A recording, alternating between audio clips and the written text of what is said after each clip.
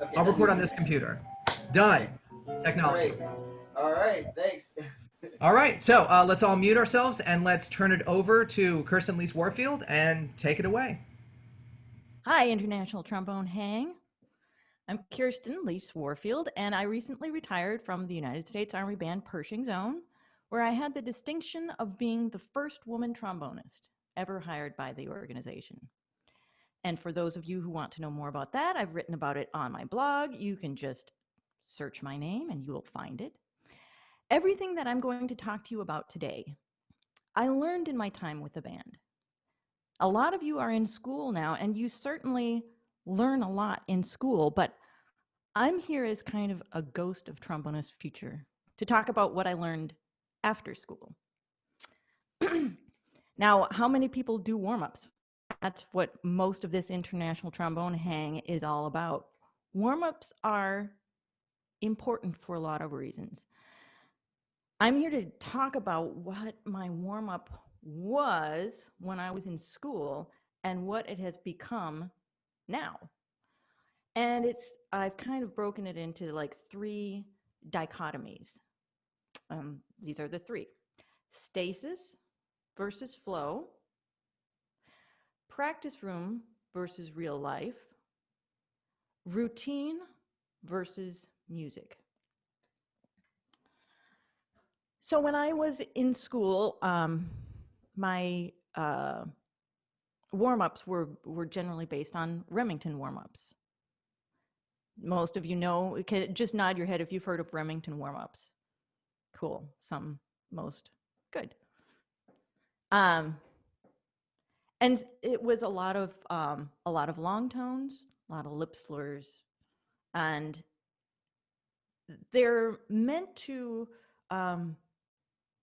get you ready to play, to address, to kind of be a diagnostic, right, of intonation, airflow, tone, intonation, etc., etc. I was actually finding myself developing a lot of tension in long tones and slow lip slurs. I don't know if any of you have had any of these lessons, but I've heard of a lot of people in lessons that they would be like, you know, with some great teacher, and they didn't get past the first note because the focus is on perfection in every detail, and if you can't get that first note right, you're not moving on. And I had, you know, a little bit of that mindset that these warm-ups were to make sure that everything was perfect. And this built tension so that I wasn't able to get past first notes or even get that first note the way I wanted it. And so I worked really hard. You know, I kept trying to work hard at the warm-up that I was given. But eventually, after I left school, and I wasn't under anybody's tutelage, I decided something had to change because it was not working for me. It was regressing. So I decided to do the exact opposite of careful, slow, stasis, held notes, and just go with the flow and try not to be careful and just do something that would be much more general and free. So what I decided was, well, okay, let's make up an exercise for me. It's, I'm just going to try to get something going from low to high on my instrument. Now, I'm not going to be careful, but I'm going to aim for B flat, low B flat to F. All right, so I'll do it and then you guys can do it. And it's just a rip. That seemed really loud. Was that really loud? I was peeking on my end. No, you're okay from here. You're okay there? Okay, it's just my headphones here, I think. All right. So we'll do that down the slide.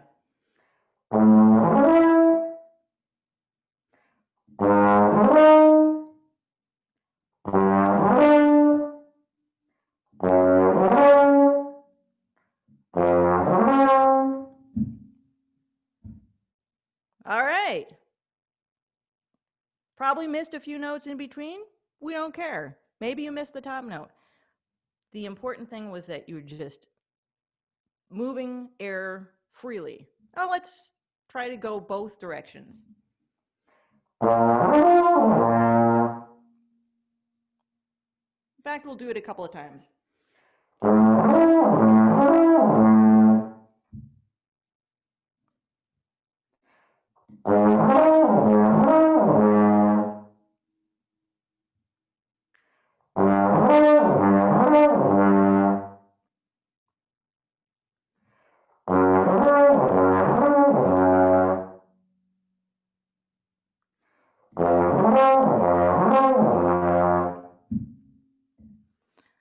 And yes, I stopped my routine at 6th position. I don't have a great grip on 7th position, and I found that was causing me to do weird things, so I mostly leave it out of warm-ups.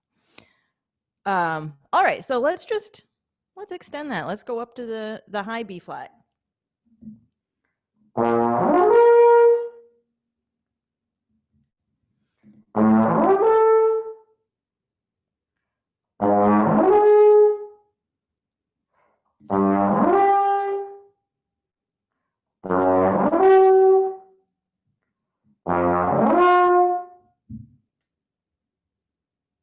All right, having fun. Let's cycle that a bit.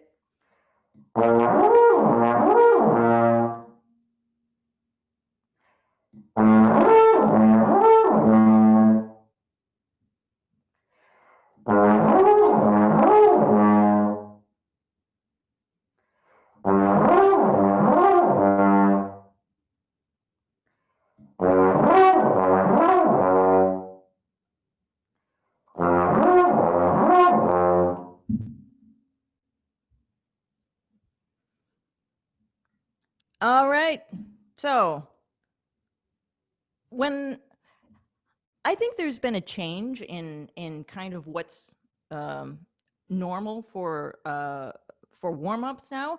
I see a lot of people doing things with glisses now that I think would have been very helpful to me, but it wasn't in my repertoire of warm-ups. But this simple one, I'm sure you all know it. We'll just touch on it briefly. It's just taking the Remington warm-up, speeding it up, and glissing it.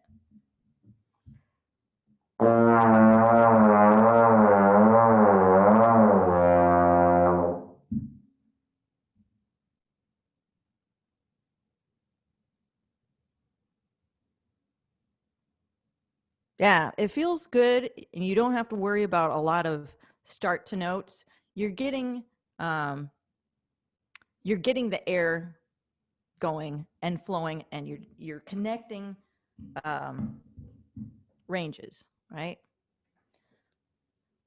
And I've seen when I've tuned into some of these international trombone hangs, I've seen a lot of people putting in these flow exercises that at least in part have glissandi. So I think that would have been helpful for me when I was a student, but I get around to it eventually.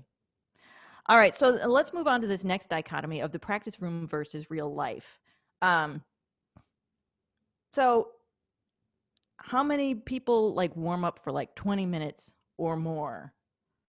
That's kind of like a regular thing, right? That you're supposed to warm up for a good while, or you're supposed to spend a certain amount of time on your warm-ups. And it's good to get into the discipline of checking all of these things, especially when you're still developing. But sometimes that warm-up can become a crutch, and you feel like you can't play without doing your scientific hour-and-a-half warm-up. And that can be really dangerous, especially when it comes to real life. In the Army band, I could warm up, and I did. I warmed up every day. But when it came time to do my job, to play for the job, the warm-up was usually like 2 hours ago, and I've been standing around doing nothing with the horn since then. So that was a big difference, that I just had to find out a way to make things work. And not only was I playing, but I was in a ceremonial band. And so anybody who's been in marching band may know this very weird feeling when you're putting up your horn to play on a frozen face. It's like you can't even feel your lips and you're supposed to create sound. So these are like not ideal conditions, but you still have to know what you need to do. And so in that sense, the warm up becomes very much intellectualized. Like you don't have to physically do it, but because you've physically done it for so long and practiced it and instilled, you know what it is that you're supposed to tell your face and your air to do, that you can do it. So while I was a student, you know, I would probably do at least a 20-minute warm up before, before playing anything else. In the job or now, my warm up was generally take the horn out of the locker. It works. I'm ready to go. And yeah, I don't really feel the need to warm up very much anymore. Some days feel bad, and then there are certain things that I certainly focus on, and I definitely teach my students to warm up because they are still practicing so many of these basic fundamentals. And my students are high school and middle school. Okay, so then we go on to the last sort of dichotomy, which is routine versus music. And if you want to be a musician who is an artisan who only recreates the sounds of others, working with a very technical warm-up is fine. It's all you need. But if you want to be a creative musician, one who actually expresses something creatively through your instrument, that is a muscle that needs to be exercised as well. And we can put that in our warm-up. And again, it's more of an intellectual thing than anything. You can add a musical intent to any of your warm-ups. Long tones, add the expressive elements of dynamics, or move the slide around a little bit. All right, I'm going to do something, and then I'm going to kind of throw it to you guys to do whatever you want. For example, you could do something like this.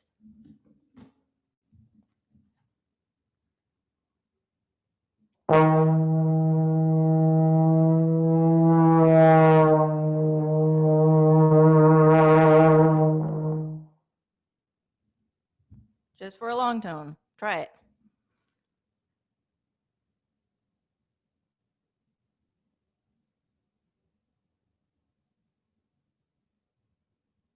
And it's kind of fun, right? Yeah. Or lip slurs are very easy to make musical.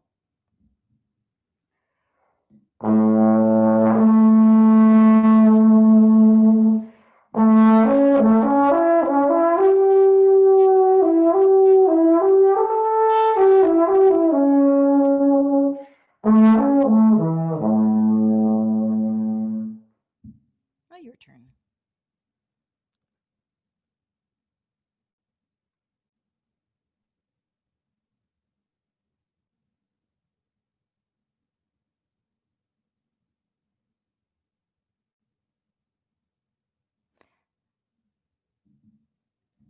And it's almost like it puts you in such a different headspace. It's almost like, good morning, trombone. What do you have to say today? Isn't the world beautiful? Wow, it's just like a sunrise. You're right, trombone. It's going to be a great day. That's just what it feels like, as opposed to just going through the routine. And I think we could all use a little more of that in our lives, right? Getting the joy out of our instrument rather than, I mean, it's important to put in the hard work, and you are putting in the hard work, but you're also getting some enjoyment out of it at the same time. There's nothing wrong with that. So I try to use this with my students, the middle school, high school students. And I'm often can be kind of sneaky about it. I certainly have one student who really hates to do the routine. So we kind of don't do it anymore. But I still have him work on lip slurs. And how I do it is it's just a call and response. I play something, I have him play it. If he doesn't get it right, I play it again. Maybe I'll play it a little more insistently, like, no, like this.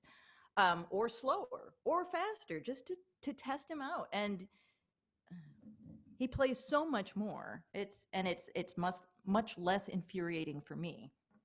So let's just do a little of that. So we'll do call and response. I won't be able to hear you guys, but that's okay. I'll assume you're getting it right.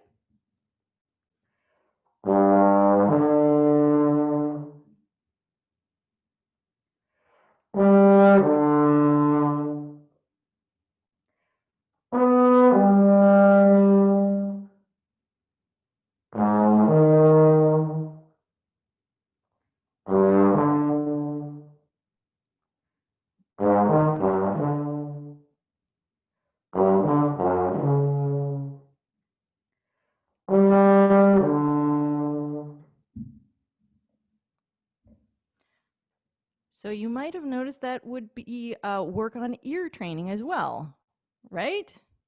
There are also a couple of lip slurs that I like to do with the students that can handle it that are based on musical structures. The first one is what I call the blues lip slur.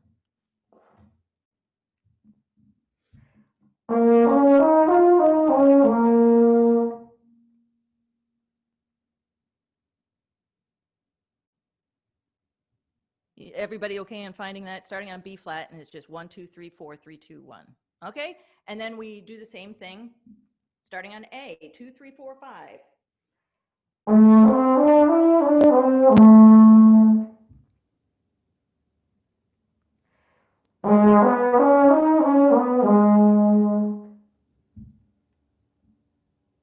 All right, and then we'll loop it.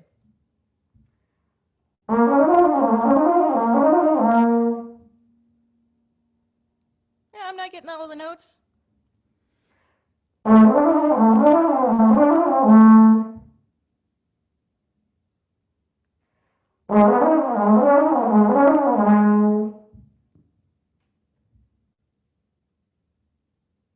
Yeah, so you can be more or less careful with it, depending on how you're doing that day. I also would like to show you the diminished lip slur, starting on that same B flat.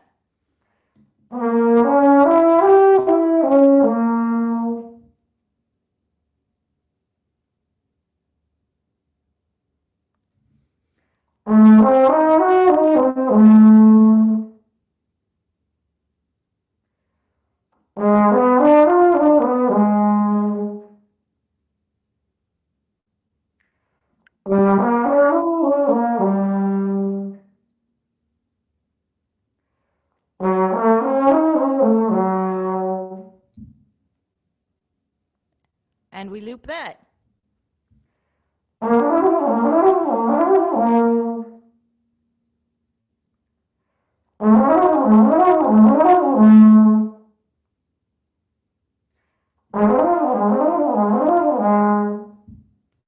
And we don't have to go in order.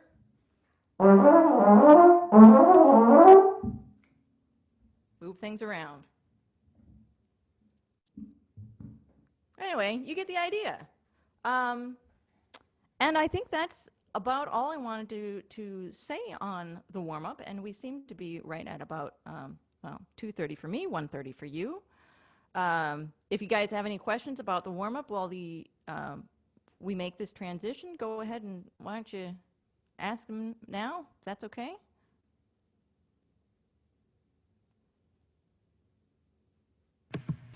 They're stunned by diminished chords, I think. are fun, right? Oh yeah. They don't have to be perfect. Just And it's great. I almost feel like a lot of people talk about left brain, right brain, and they talk about like the more pragmatic and logical side and the more creative and whimsical side. And it almost seems like, for me anyway, if I start a practice session with just like improv, play whatever, completely free, it really opens up a side of creativity that it's really hard to get there when I start with like put the metronome. And I'm a very structured, person and practicer. So it's really refreshing to kind of just experiment with just reminding myself of that freebird side of just, just play and see where it takes you. That's really great. yeah. And those, I was not that careful with those lip slurs that I just showed you. I have worked on them and can make them better at times, and you can go ahead and work on them, but sometimes it's just fun to bring them out and no rules, whip them out, see what happens. I also like that you kind of draw a line between warming up and practice, because I'm kind of like, I've always done like long warm-ups in my life, but I have to be honest with myself that really after a couple minutes I'm warmed up. I'm really practicing at that point. So I kind of like that you make that distinction that really you should be able to just pick up a horn and go as you demonstrated, which is kind of cool, Yeah. So warm up done. Nice. Well, if anyone's got any other questions regarding the trombone specific portion and the warming up and all that, feel free to email me or post in the chats, and we'll try to see if we can circle back. But now I'd like to actually turn it over to Emma Fell, who's going to kind of introduce our next portion of our event. So Emma, why don't you take it away? Hey guys. So for those of you just joining us or who just recently joined us, I'm going to briefly reintroduce our speaker. Today we have Kirsten Lies-Warfield. She is a professional musician and trombonist, and is recently retired from the U.S. Army Band Pershing's Own, where she was notably the first female trombonist in the ensemble. What we're doing today is part of our Women in Music speaker series. This is one of the hallmarks of Tau Beta Sigma's national programs, and aims to provide our members and communities the opportunity to meet women who work in all aspects of music, and provide a platform for these women to speak and share their knowledge and experiences. On behalf of the Epsilon Xi chapter of Tau Beta Sigma, we thank you for your attendance, Dr. Jason Solomon for collaborating with us on this program, and Kirsten Lies-Warfield for speaking and sharing with us today. All right, cool. I guess the floor is mine. Okay, so this part of this talk, and I know for some of you, you're just coming in, this is about happiness.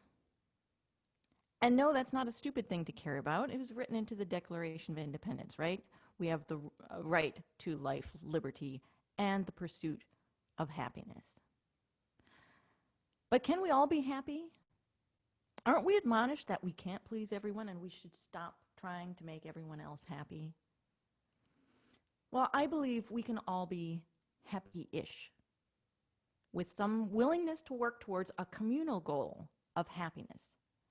And for those of you always concerned with the bottom line, Forbes has noted that happier workplaces are more productive workplaces. So happiness leads to productivity.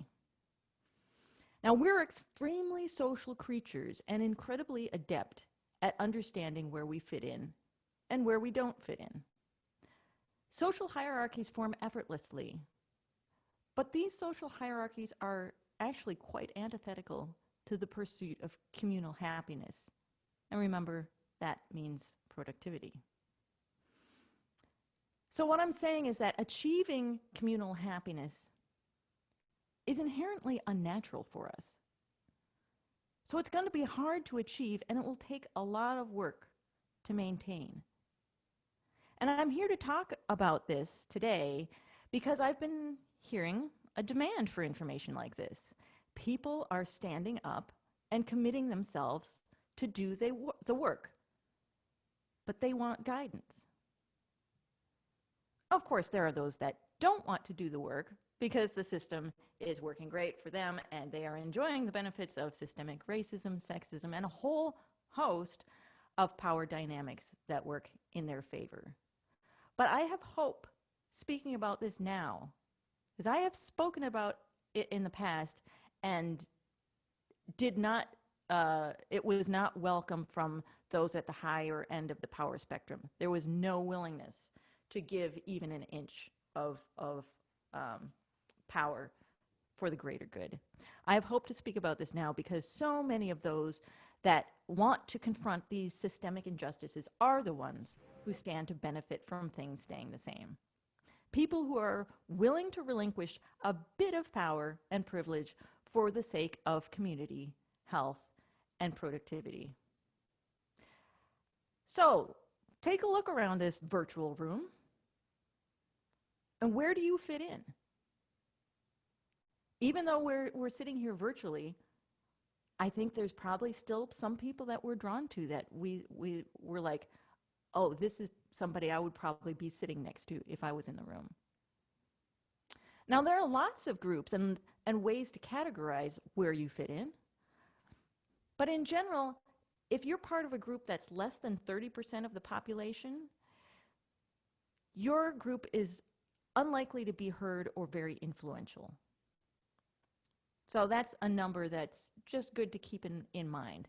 Now let's, I know we've got a lot of people who are not low brass players now, but we're going to take an example of a professional setting, a low brass section, 4 people. And I'm going to assign gender and race to these 4 people for the purposes of this example. So we will have Black man, Indian man, white woman, white man. How do those power structures, how do we divide this group up? Well, you could say there's lots of different ways. You could say there are 2 people of color and 2 white people, so it should be fairly well balanced. Or you could say, well, that woman could join the minority group, and then that would leave the white man as the on the low end of the power spectrum. Or you could say that there are 3 men and only 1 woman, right? And so she would be the one less likely to be influential. Or you could say that the black man, the Indian man, and the white woman all went to New York schools, so they're very special. And the white man went to University of Iowa, so he doesn't have very much influence. And I use this, I kind of use this example because a lot of times in talks like this, you know, white men will bristle because they know what it's like to be on the low end of the power spectrum. And yes, it can happen to you too. There's lots of different ways that these power dynamics work out. The first step is to see and understand these power dynamics. And the second step is deciding what to do about them. You have a choice to, of course, do nothing. As a person in the majority, and in this sense, majority means on the high end of the power spectrum, and minority means the low end of the power spectrum. As a person in the majority, doing nothing, this can be beneficial to you, although it's not ideal for the performance of the organization. As a person in the minority, this is often the safest choice. Work on your complacency training. Work on accepting your fate to get passed over for promotion, to not get the assignments you want, and always receive less than your peers. A second choice, do no harm. As a person in the majority, this means recognizing your power as it relates to others and doing your best to give space, credit, and opportunity to those in the minority. For those in the minority, I don't know what it means. This means do no harm. We just try not to mess it up if you get the opportunity. Another choice is active advocacy. As a person in the majority, this means not only doing your best to do no harm, but also confronting others who are doing harm. And that's very scary because it's very risky. Can be very difficult. For those in the minority, this often feels like the only way to survive with dignity intact in the workplace. You feel like you have to stand up for yourself. But it is very risky if you don't have true allies. The last scenario I call get nasty. In this scenario, those in the majority are actively trying to destroy those in the minority and vice versa. And this is your classic toxic work environment, which are all too common. But it is what happens. I have seen it firsthand. So toxic work environments, they're generally characterized by macroaggressions, which tend to come from the top down. They're like the big picture things. And microaggressions, which are part of the cells of every individual in that organization.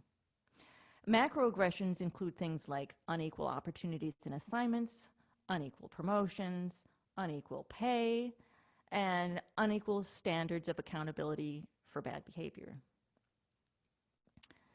Microaggressions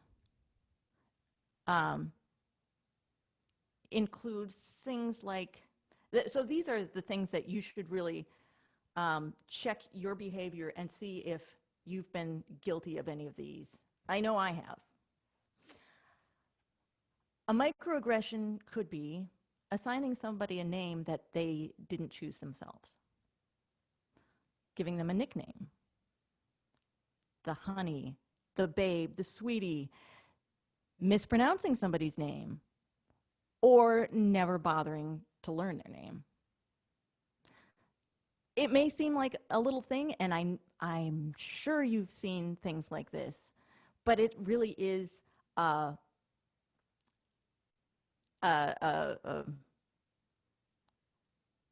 way that somebody really gets at your identity. They're naming you for you.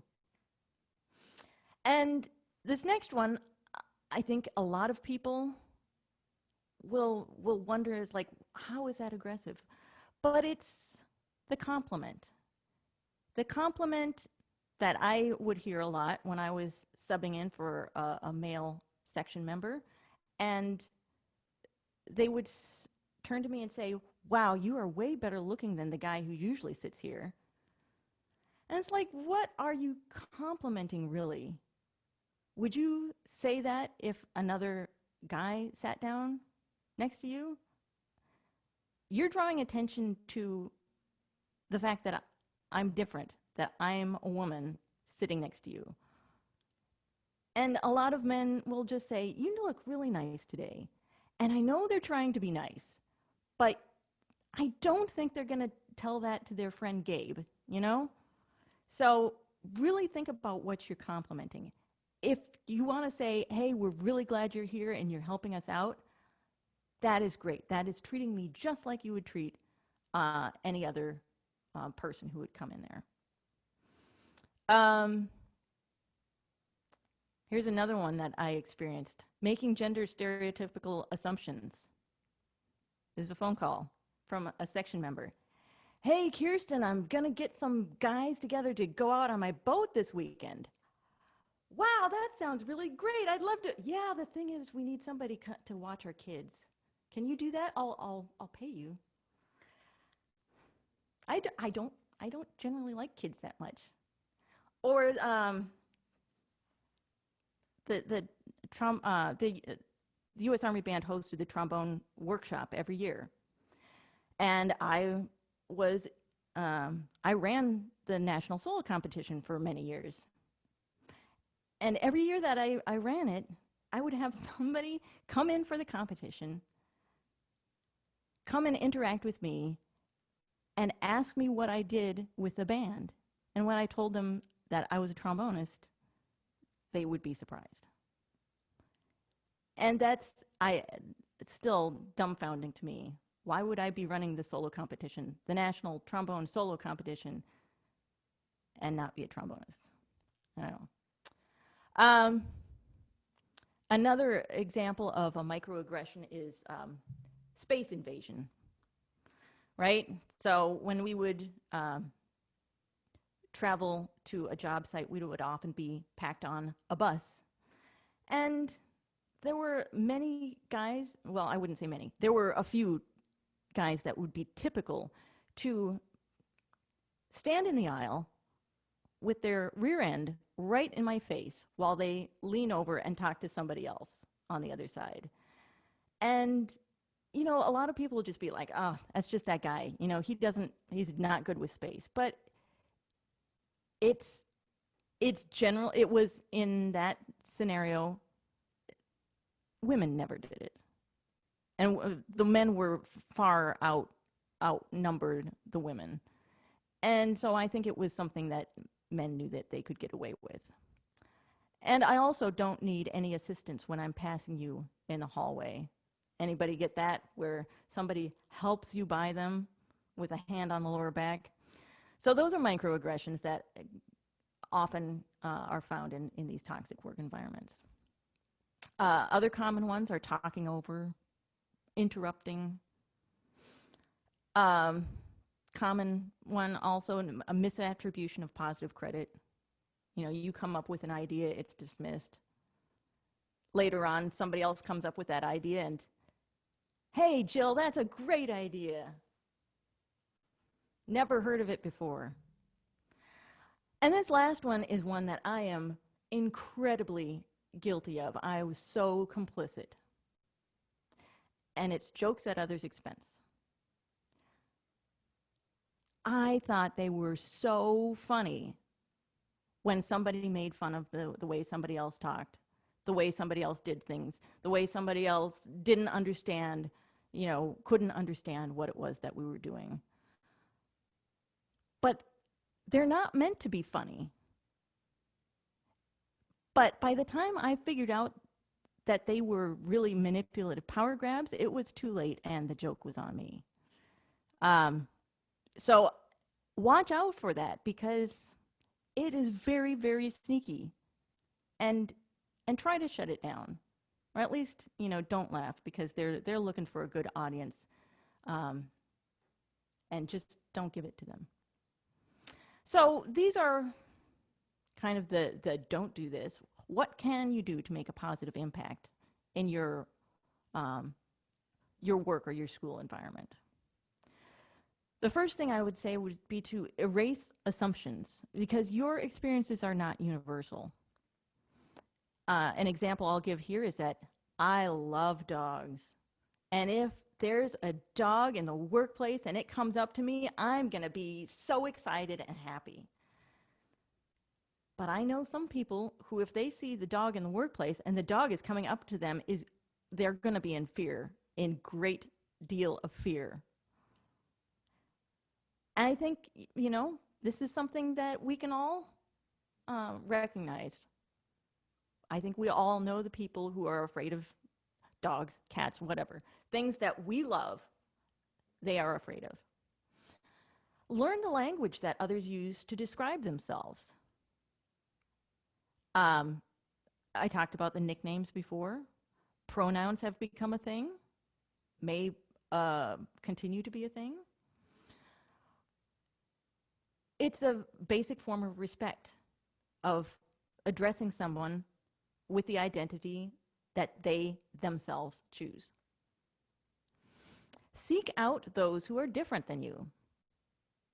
Listen to what they say, having already erased your assumptions of who they are. Work with them. Give them assignments. Play with them. We have the opportunities, right? That our work and play are kind of the same thing. I'm assuming everybody here is musician oriented, so that's what that comment's about. And make everyone comfortable, not just most people. And comfortable, I think, is when I was talking before about happy-ish, right? We don't have to be like completely fulfilled and seeing rays of sunshine everywhere. But if we are comfortable, we can be productive. And if you're looking around and it's like, oh yeah, this is a happy workplace.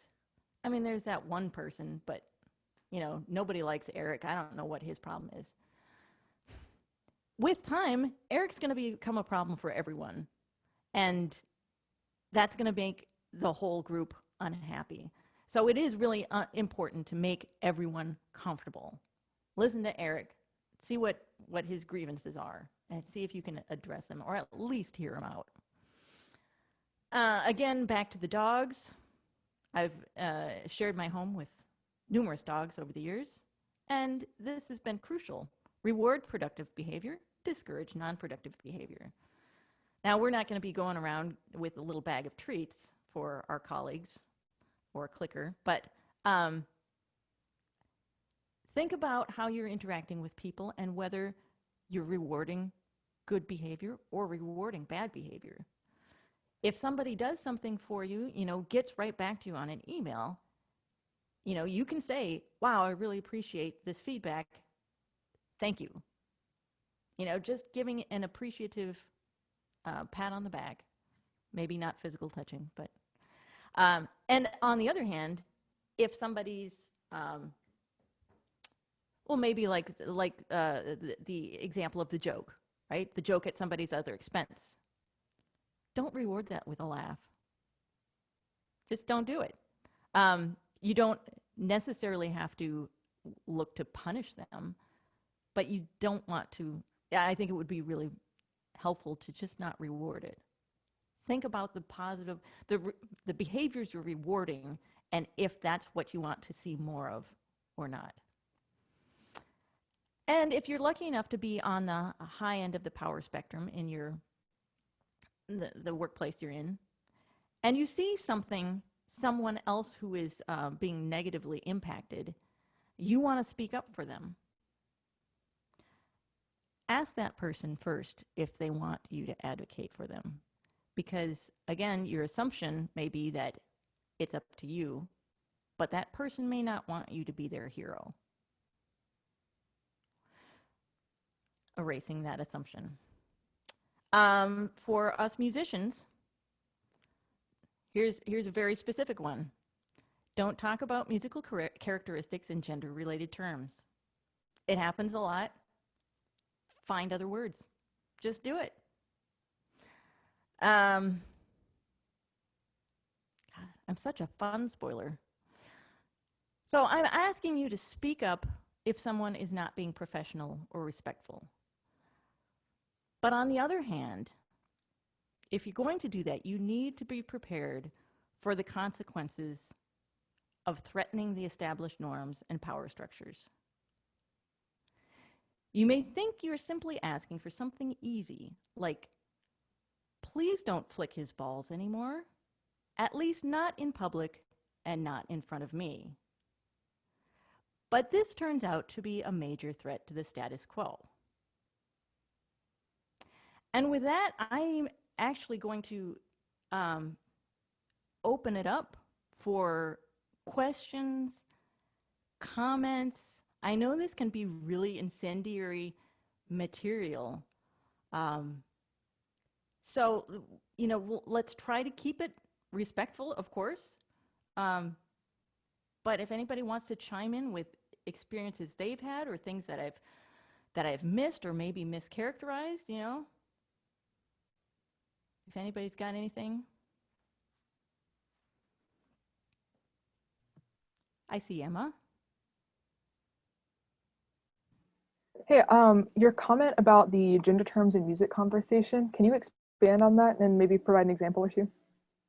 Oh, yeah, sure. So I think especially, I don't know if how far it goes out of the brass community, but saying that you're playing it very ballsy or balls to the wall. That's probably the most common one that I hear is something related to that. Does that kind of answer it for you? Yeah, okay. I mean, anybody want to raise their hands that they've heard things like that of, you gotta play with balls. Yeah. Yeah, I used to work for a like a BOA level band where one of the band directors would often use phrases like that and he thought he was being very complimentary when saying they were playing with, I'm going to use the word gusto, using some other words. And I remember thinking we're teaching 14 and 15-year-olds that that's an okay way to do it. Yeah, it's a very strange feeling. And it's been very ingrained. I mean, I've had to, stop myself a number of times. And, some people would say, wow, it really took a lot of balls to do what you did. And then they'll change it to to ovaries. And that's not even any better, right? You don't need to have any gender related body part to explain having conviction or strength. Kirsten, if it's okay, I'd just like to ask a question. I know that, and just maybe to kind of help get the ball rolling a little bit. So most of us have experienced, junior high school, middle school, and that was an interesting time of development. And then, we've experienced high school, and a lot of us are at the university, in college level, some of us beyond. Do you or have you noticed kind of a difference in perhaps the level of challenge that one might experience when confronted with these, like, let's say, microaggressions, and really be torn about whether or not they should engage or just do no harm, the peer pressure that kind of comes in? Have you found this has gotten easier or more challenging as you've gotten older, or is it the same game that's still happening? Or can you elaborate just on maybe, if you can reflect back to previous kind of chapters in your life versus the professional workplace? How has it changed, if it's changed at all, that kind of thing? Yeah, it's definitely changing a lot, but some places don't change. And so it's been really interesting for me to move from Army band, where it's like nothing changes. It's always power structures that are antithetical to communal happiness, to, I'm back in school now. And somehow being back in school is a much healthier environment that's way more engaged in making sure that in checking power structures and biases and being respectful of other people. So I keep running into environments that are so different, right? So you're in one environment and you're the devil for suggesting that people in the majority might have a responsibility to make sure that they don't abuse their power. And in another environment, it's like, well, that's not even enough. You should go way beyond that and say, what can we should all be doing more, calling our Congress people and giving money to these organizations to try to address social injustice, et cetera, et cetera. So it's vastly different, but I think especially, I would say both Black Lives Matter movement, Me Too movement have really gotten, they're more ubiquitous in teaching us what these aggressions look like. So I think the message is more widely understood now than when I was the age of the students you have there. And certainly pronouns was never a thing. Transvestites were always weirdos and equated with transgender. And that's just not the case. Arguably not the case anymore. That's been a very huge shift. And of course, when I entered the military, it was illegal to serve if you were openly gay. And I watched that transformation happen. And it's still not like established. There's still some back and forth. It's like we could still lose that status. To be able to watch some people that I know who who were serving but who were closeted, and once you don't realize the effect that that change made. I saw people that started to have a family after that. They couldn't have a family because that with their same-sex partner, because then they wouldn't be able to keep their job. Once that don't ask, don't tell was repealed and people could serve openly in the military, that's a huge life difference. People were able to have families. It's incredible.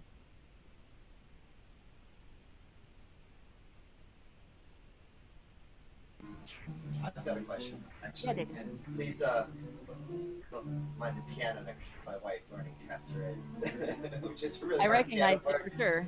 Yeah, it's I didn't realize how hard that piano part is. It's crazy. But yeah, so I'm just kind of curious, what is your advice to, if someone is in a sort of a, you know, like the minority side of the power sort of spectrum? I can give you a specific example of something that happened to me one time, and I'm just kind of asking how you would proceed in this sort of situation, because there was a time in my life where I was a guest principal in an orchestra, but I wasn't actually a member of the orchestra, so I wasn't tenured. I was a sub. They could just fire me at any point, but I was also principal, so they were sort of expecting leadership. But then the personnel manager was playing in the trombone section. So if I ever kind of stepped over a boundary, something that he didn't like, then I would sort of be put back in my place. And I never really knew how to navigate that. So I always ended up just sort of like the do no harm, don't step in any eggshells, and just be a good principal but keep my mouth shut, which was a very strange situation to be in. So, and I think that, you know, I'm just kind of curious, when someone's in a position where they're sort of meant to be leading or something like that, but they actually don't have any real power, and they're in that spectrum of the power dynamic, I mean, how do you actually navigate that? That's the thing. When you're on the lower end of the power spectrum, you don't have control of anything. So it's like, yeah, you can speak up, but you've got a huge risk. So that's why this talk is really appealing to people who have the power to use it for good rather than for evil. Because yeah, when you're at the low end of the power spectrum, so we were talking about that happiness, or the happiness leading to productivity, and you could not be very productive, right, because of that power imbalance. So it's, you know, it was good for that guy. He got his power trip or whatever. He got to feel good about himself, but the organization suffered. So the only thing that you could do is maybe see if you could find an ally. But that's very tricky, especially if you're a sub and, you know, you're new there. Yeah, the only solution I ended in the end was actually kind of removing myself from the situation. And I think also it made because the second trombone was also a sub, and it made me very careful about what I would ask him to do. Because if I would say, oh, can you play louder? And then the other guy didn't like it, then I'd get sort of vetoed in a weird way. But I always was kind of, you know, I mean, I freelance in a lot of orchestras, and you know, or like when you're joining an orchestra and you don't have tenure yet, you really do have to think about, you know, protecting your position. So I just, yeah, that's what I was thinking about. I've always been puzzling over the years of, like, you know, how do you sort of take that leadership without exposing yourself to that risk? I guess, yeah, I know it's a tough position to be in. Yeah, and I think that especially like the classical world is rife with these problems because it's so competitive that people need to protect every little bit of power that they have. And so, I mean, I'm going to go out on a limb and say that I think most orchestras are toxic work environments. And you can kind of see the way people work together. I'll say most, and probably the higher level it is, the more likely it is to be a toxic work environment. because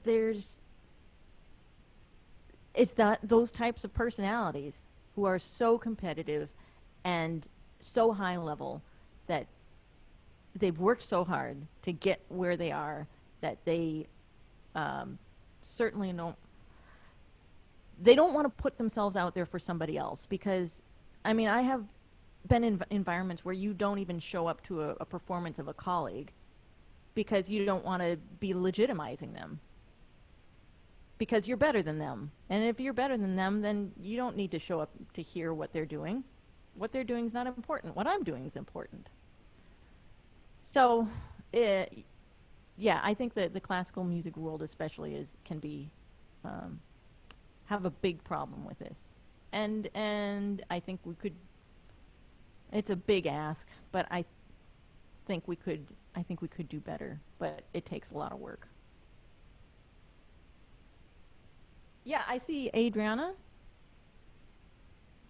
Hey, so when I was in high school, I was actually band president of my marching band, and most of the time,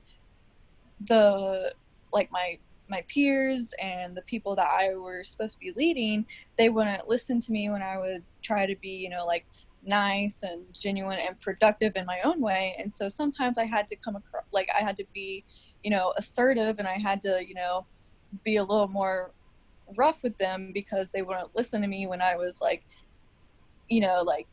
just being nice about it.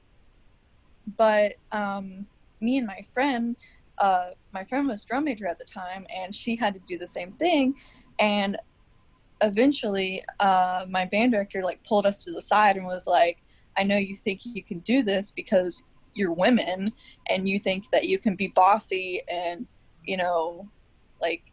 all this stuff. And it's just like in high school I didn't know what to do. I mean, all I knew what to do was just to keep doing what I was doing, because being assertive was doing something, but he had a problem with that because we were women. And but my biggest fear is that when I get into I haven't had those problems in college, because I just haven't had the opportunity to be in a big leadership position like that yet. But my biggest fear is that when I get into my career and I become a band director, that similar things will happen, Right. So your confidence is being undermined. The system is working exactly as it's designed to work. So the first thing is to be aware of that, right? You have to work on self-confidence, right? Knowing that there are others will have agendas to reflect you in ways that aren't actually true to yourself. As much as you can, try to find your allies, and be very careful in putting in I don't know. I found that a lot of times I felt very comfortable in speaking up for myself because I knew what I was saying was right, and if I could just prove it, then everybody would be okay. But that's not always the case, and yeah, people really don't like being told that they're wrong, no matter how much you point it out to them. So I think you just have to understand the power structures, and you're just going to have to be as sneaky as you can, but try not to lose your self-confidence, okay? And if you've got somebody that you can check in with, to be like, Adriana, you're not crazy. You're not crazy. That's really important, okay? My husband has been a rock, and he's always been somebody who's like, you're right, they're wrong. And always supporting me. Maybe if he hadn't I would have had less confidence in myself and would not have pushed to stand up for myself. But he did, and coming out on the other side, it's, you know, I'm really really glad to have him there, and to I am assured of who I am, and he was reassuring me of it all along. So try to find your people. Yeah. I see Chris. Yeah. Yeah. Hi. I have a question about when it talked about if you have the power, ask if you can advocate for others. Would you also say somebody struggles with communication skills, or somebody has a learning disability? Isn't that basically, isn't that also saying like someone, you know, ask somebody if you can speak for them, that way that they'll try to get to understand, the people that you're talking to are trying to understand what that person is trying to say? Yeah, I think it's, if I'm understanding you correctly, in any case, if you're trying to speak for somebody else, you should make sure that you're allowed to, that they want you to do that for them. Was I understanding you correctly there, Chris? Yes, ma'am. Okay, good. Yeah, and I see there's been a couple of people have shared some things in the comments. Yeah, it seems like women run into these sorts of problems that I was talking about a lot, and that Adriana gave voice to. And it's testament to the need that, you know, for people to decide what kind of environments they want for themselves and for others, because you may be, you know, someone who's benefiting from the status quo, but, you know, maybe you have a friend who's likely to suffer, or you're going to have a daughter, and do you want her to be in an environment that you've been complicit in creating?